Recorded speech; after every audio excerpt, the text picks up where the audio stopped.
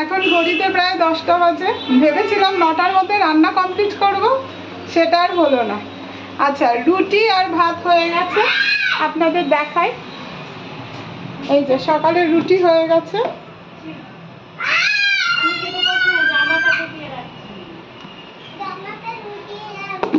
আর এই যে এইদিকে ভাত হয়ে গেছে। আচ্ছা, এটা বাবুর জন্য ঝাল ছাড়া মাংস, একদম হলুদের গুঁড়ো দিয়ে এটা করেছি, এটা ঝাল ছাড়া।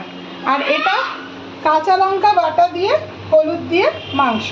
আর এখানে বসিয়েছি চিকেন রেসালা। মোটামুটি আজকে এই রান্না। চিকেন রেসালাতে লঙ্কা ছাড়া বাবুর জন্য তুলে রাখবো। ঝোলের মাংস তো দেখলেনি, লঙ্কা ছাড়া তুলে রেখেছি। আর এই যে এখানে দাঁত মাজবে না, ওর জন্য এত চিৎকার হচ্ছে।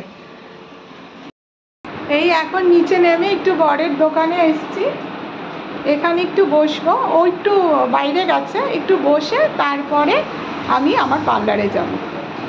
1 কিলো মাপিনি এখনো, 1 কিলো 30 দেবে।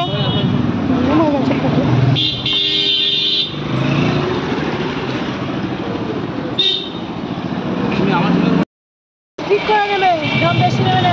একদম একদম, ওই জন্য তো তোমাকে নিয়ে এসছি।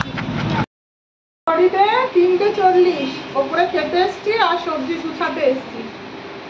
এই যে পুঁই শাক, এখানে কাঁচা কলা, বেগুন, পটল, গন্ধরাজ লেবু, কলমি শাক, সজনে ডাঁটা, আর এটা হচ্ছে ঢেঁড়স। এই গুছিয়ে তারপরে খেতে বসবো, তারপরে পার্লারে যাব। দুপুরবেলাটা প্রচন্ড চাপ হয়ে যায়, তবে এই আজকে একটু লোক কম আছে, মানে এখনো অবধি লোক কম আছে। ও টমেটো আছে, টমেটো আর এই বুড়ো শশাগুলো এনেছি। এই শশার শুক্তো খেতে খুব ভালো লাগে, খুব ভালো লাগে খেতে। আমি মাঝে মধ্যেই করি, এই গরমকালে তো আরো ভালো লাগে।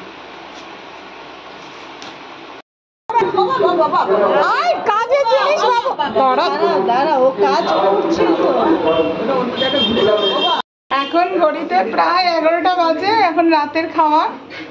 এই যে শশা কেটেছি আর রুটি কিছু নিয়ে এসছে, কিছু আমার সকালের আছে, আর অল্প ভাত আছে, আর এই চিকেন রেসালা গরম করে নিয়েছি।